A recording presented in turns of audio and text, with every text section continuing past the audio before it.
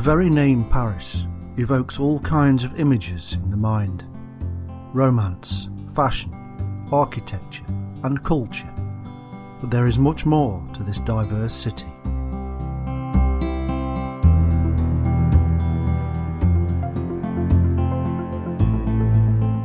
This guide to Paris will cover as much as possible, take you on a journey into the heart of the city, its culture and history.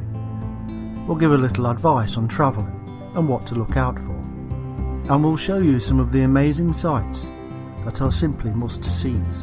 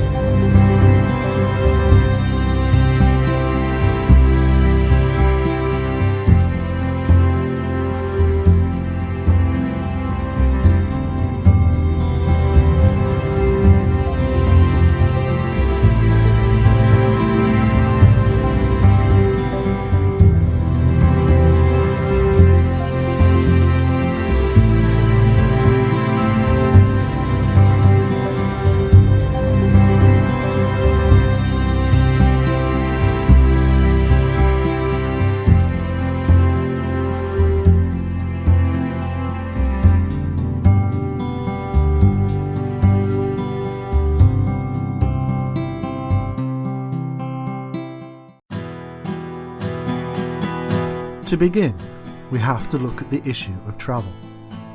You'll most likely be flying in and arriving at Charles de Gaulle Airport. The airport is several miles outside of the city, and unless you have pre-booked a transfer, then you'll have to figure out how to get into the city itself. If you don't wish to pay the extortionate costs for a taxi, then you can take a train, which is clearly signposted, or, like me, you can take the Roissy bus, which costs around €10 and is a one-way stop service that drops off in the Opera District, right outside the amazing Opera building. From here, you can either take a walk to your hotel, depending on where it is, or try to navigate the metro system. Beware, the folk behind the counter don't always have a grasp on the English language, so take a good long look at the map before asking for your ticket. Alternatively, you can catch a bus, which is colour-coded for routes. I recommend you Google a bus map and print it off before leaving, because leaflets are sparse, and the signs not so easy to understand. Of course, there are always taxis, but these can be very expensive. I would highly recommend anybody new to the French language tries to learn a little, or take a book with them, because a large percentage of folk in Paris do not speak English. When you have finally arrived and settled in, there's the issue of how to get around Paris itself. If you have a good budget, then the metro is a quick and interesting method. Completed in around 1920, there are 300 stations beautifully designed and colour-coded like the bus routes. Once understood, it is relatively easy to navigate. If you have good footwear and don't want to miss the wonderful little intricacies of Paris, then walk. There is so much more to Paris than the major sights, and every corner you turn brings something new and amazing. Spending your time underground in the metro may be quick, but for me, Seeing the real city on street level cannot be beaten. But be prepared. Make sure you pick up a street map, or you'll easily lose your way if you're not familiar with the streets and boulevards, as they can often look the same to the outsider. One thing that will help is to realise that Paris has a remarkable set of districts. 1 minute you'll be in the University district with amazing Harry Potter style bookstores, and the next you'll be in Montmartre, surrounded by art.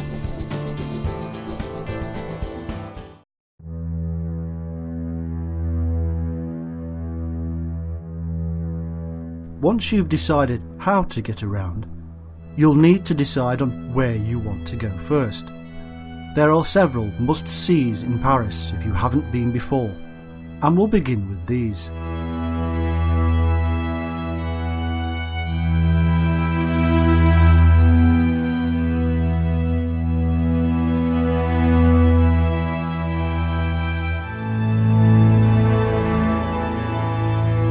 The Eiffel Tower is the definitive icon of Paris. It was in fact meant to be a temporary structure, built for the World Fair of 1889, the centenary of the Revolution, and designed by the engineer Gustave Eiffel. It took over 2 years to erect, using the most modern of iron frame techniques, with 18,000 pieces of metal and 2.5 million rivets. It stands 984 feet high on 4 massive concrete pillars. If you want to see the view from the top, then you'll either walk up the stairs to the second level or take one of the vintage lifts from the base. Depending on the time of year, the queues can be horrendous, so arrive early or late in the evening when the lights begin to turn the area into a real fantasy land.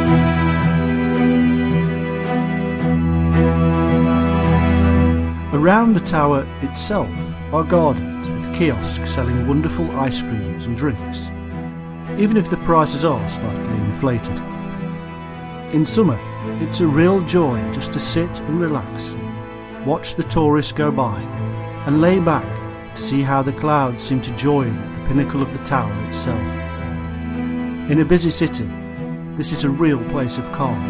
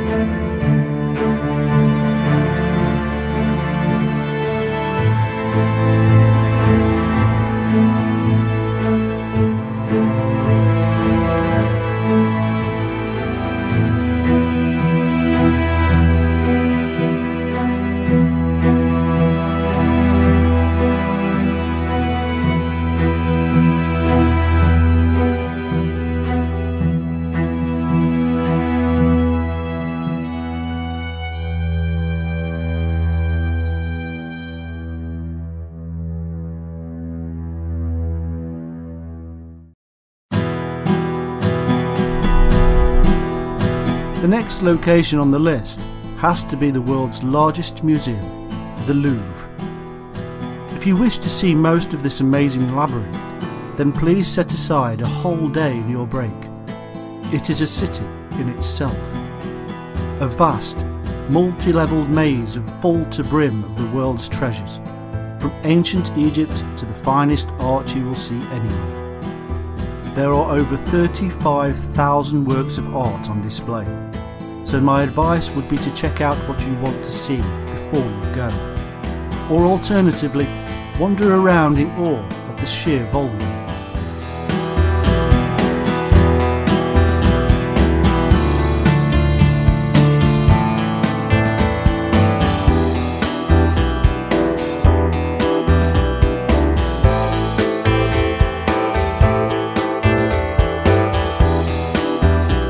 Of course, most folk head straight for the Mona Lisa, protected behind its security glass.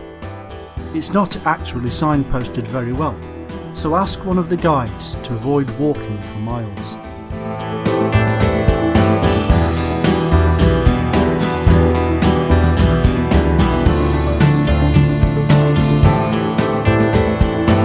The link with Dan Brown's Da Vinci Code has seen numbers rise in the past few years, but unless you take one of the audio guides, you would never really know.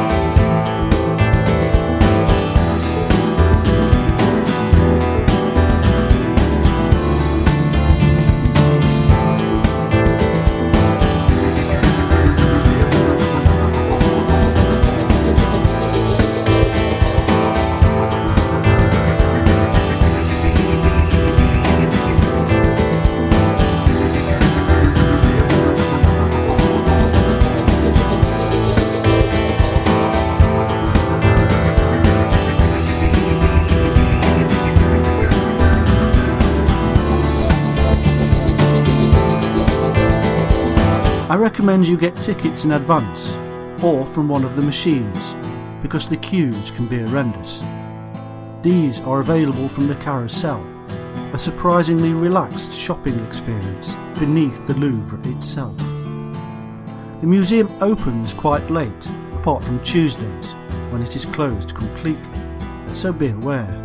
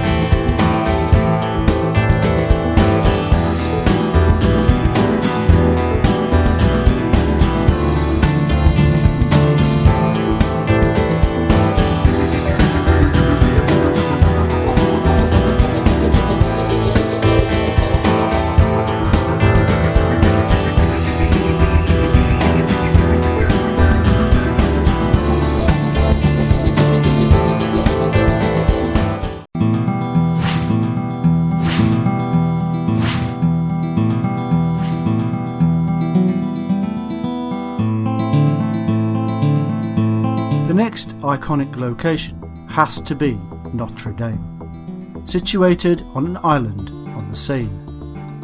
Commissioned in 1160 by Bishop Maurice de Sully, it was still being constructed over 200 years later. During the Revolution, the cathedral was plundered and rededicated to the cult of reason. By the 19th century, it was in a sorry state of repair, The writer, Victor Hugo, best known for his novels Les Miserables and The Hunchback of Notre Dame, actually led a successful campaign for restoration.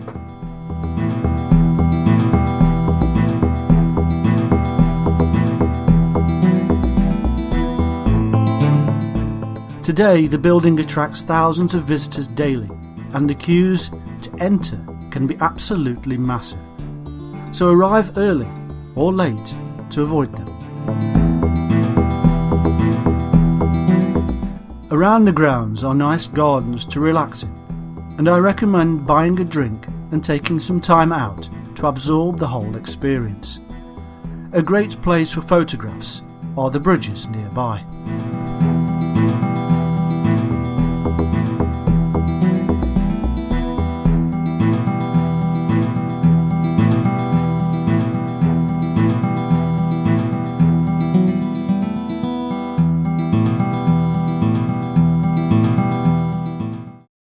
No visit to Paris can avoid the Revolution, which is one of the defining factors of French culture and way of life.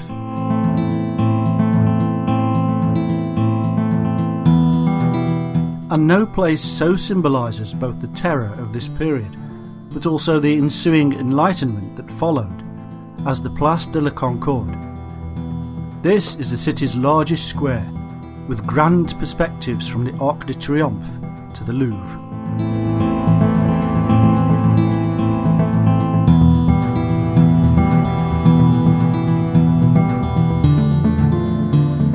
A statue of Louis XV was replaced in 1792 with a guillotine used on Louis XVI, Marie Antoinette, and many more. Today you will find ornate but sturdy lampposts and the Luxor obelisk in its place.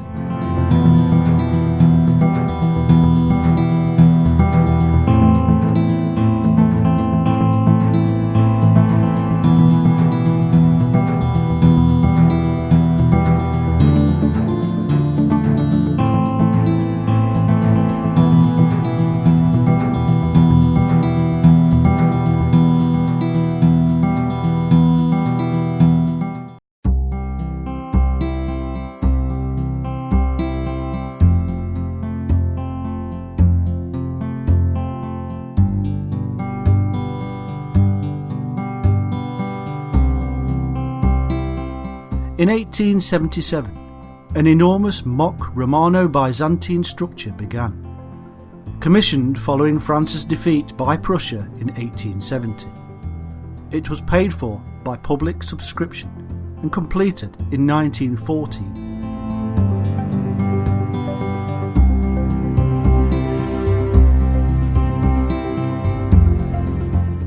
Sacré-Cœur stands high on a hill in the Montmartre district and reveals the most amazing views of the city, should you have the willpower to walk up there. Alternatively, you can catch a bus or take the lift, but the walk itself is almost too good to miss through the streets of the art district.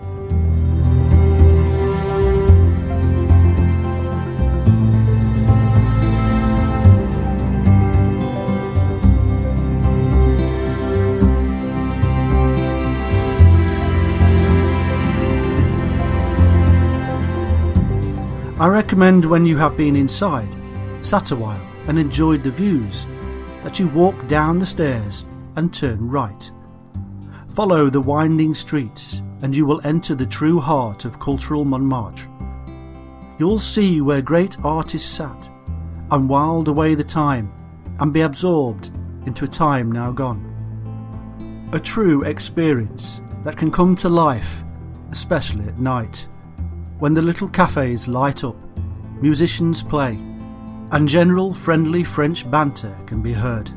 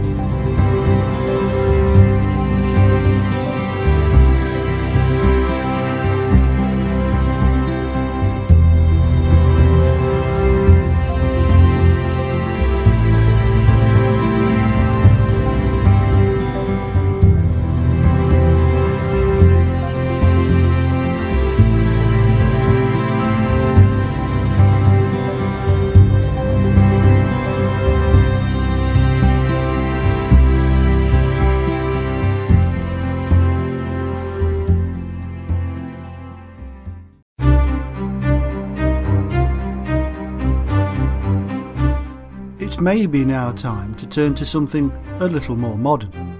And for this, there is one place that stands out in Paris, the Pompidou Centre. This museum of modern art is most definitely not for all tastes, but nevertheless is a sight for seeing, even if it's for its strangeness. A vast exterior metal skeleton holds up the internal structure, jolting the mind in a city full of architecture built using the knowledge of sacred geometry. Designed by Renzo Piano and Richard Rogers, this inside-out structure is claimed to be the most important modern art building in the world, holding the largest collection. If you don't enjoy modern art, then simply do not go inside, but do stroll across the centre itself from your trip to the Notre Dame, even if just for the external experience. If you're looking for some lively adult culture, there can be nowhere better than the Pigalle district, which hosts the world-famous Moulin Rouge. With sex shops, massage parlours and flamboyant folk, the whole Boulevard de Clichy is a true experience at night. The Moulin itself can be expensive and a little tacky, but this all adds to the charm of the place. Over in the Champs-Élysées, you will find a truly grand architectural site at the National Gallery's Grand Palace. Built for the 1900 Universal Exposition, it was the work of 3 different architects who designed the facades.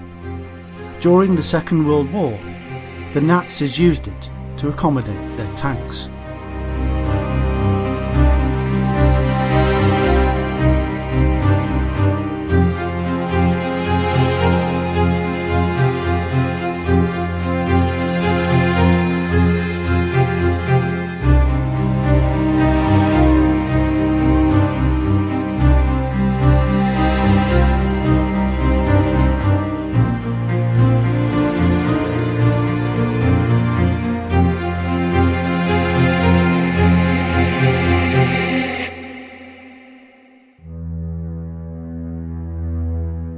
In the southwest of Paris is the Place de la Invalides, a glorious triumph of architecture with its gold-topped dome. Used as a hospital and commissioned by Louis XIV for wounded soldiers, it once housed as many as 6,000 invalids. Here you will see the tomb of Napoleon and an armoury museum. But if you do not wish to pay, there are plenty of things to see inside and around the palace. The complex contains 2 churches, one for the soldiers and one for the king.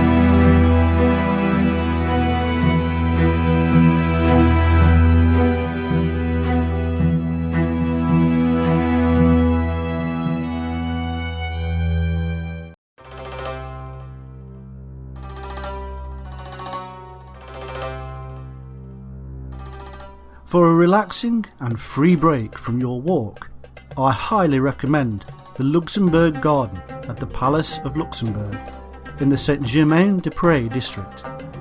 With 25 hectares of grounds containing statues, kiosks and the palace itself, it is a wonderful place to unwind and watch the Parisian families take time out.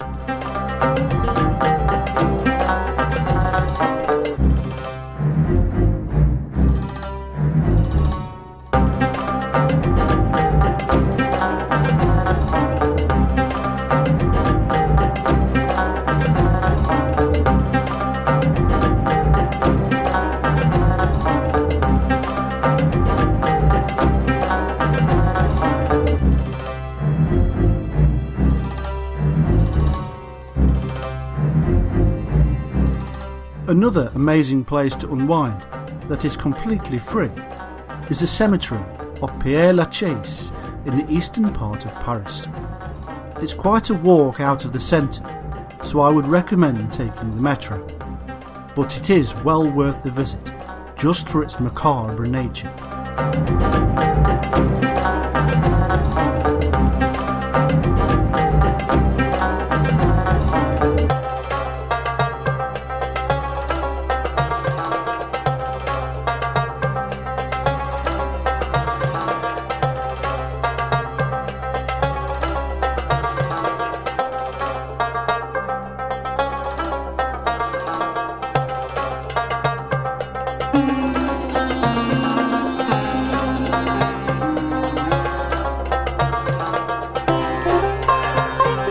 Known as the Celebrity Cemetery, it holds almost anyone talented and dead that has enhanced French life and culture.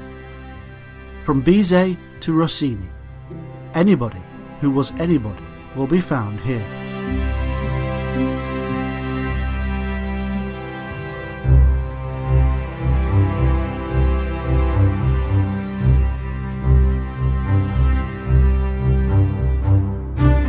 Highly recommended that you do some research before arriving in order to spot that philosopher, president or intellectual.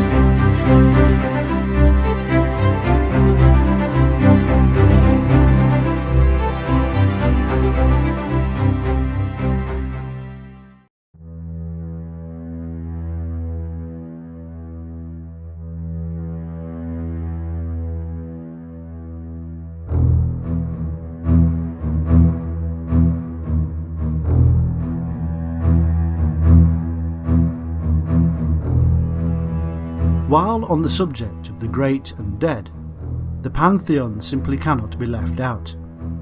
Situated in the Latin Quarter, this neoclassical structure was commissioned by Louis XV to thank St Genevieve for his recovery from illness.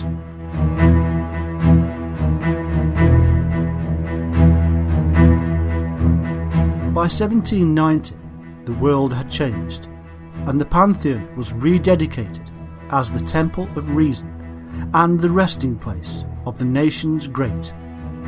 Here you will find Rousseau, Voltaire, Victor Hugo, Émile Zola, Marie Curie and Alexander Dumas. Within the structure itself are truly wonderful spaces with great murals of Puvis de Chavannes, who highly influenced Picasso. You'll see Foucault's pendulum moving by the spin of the Earth's axis and still telling the time to this day. Outside, you will discover wonderful views.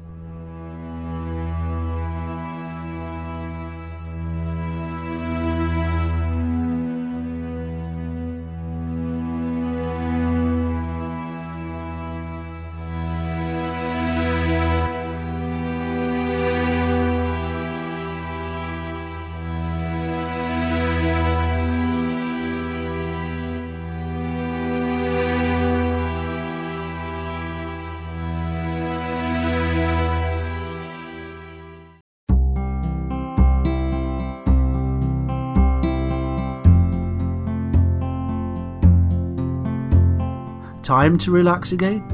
Then visit the beautiful Jardin des Tuileries near the Place de la Concorde, a chic promenade for the public since the 16th century, with old and modern sculptures.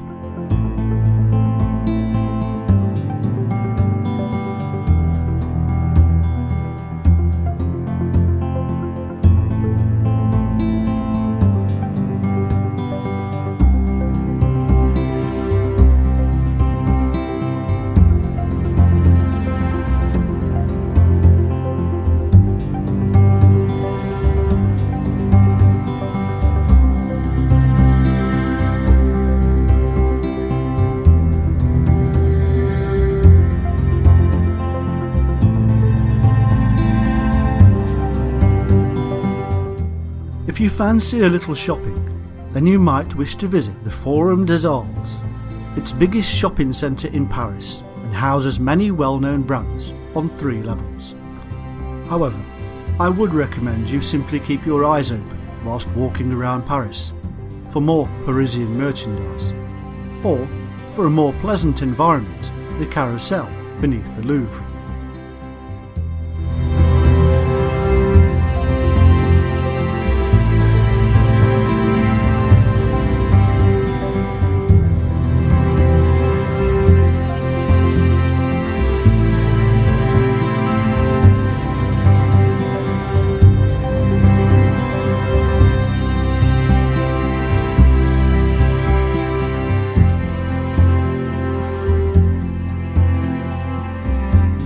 There are many more places worth a visit around Paris, and many that you will stumble upon as you stroll the streets.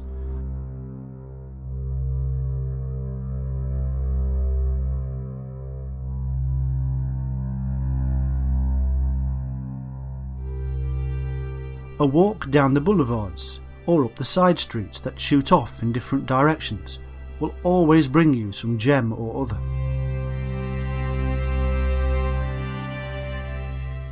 Grand buildings abound, churches appear out of nowhere, monuments spring up in unexpected places. The boulangeries and patisseries are a delight in themselves.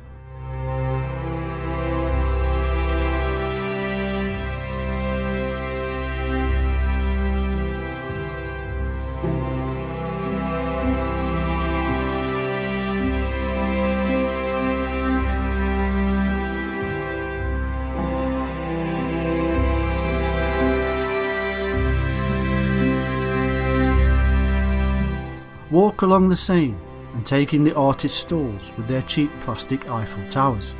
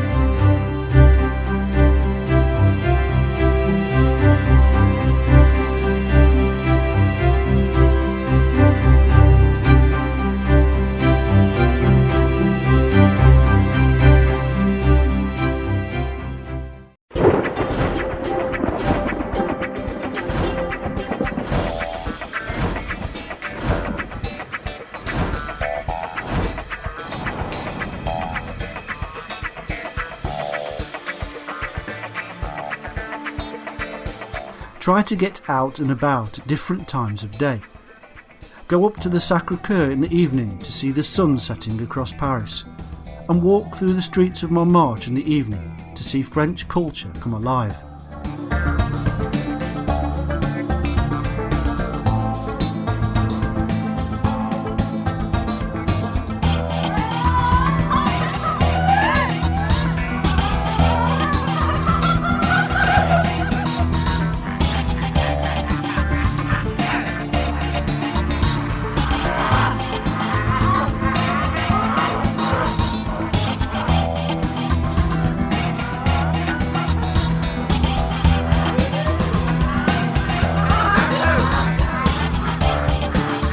Be early at the Louvre to avoid queues and to get a full day's worth in this vast place.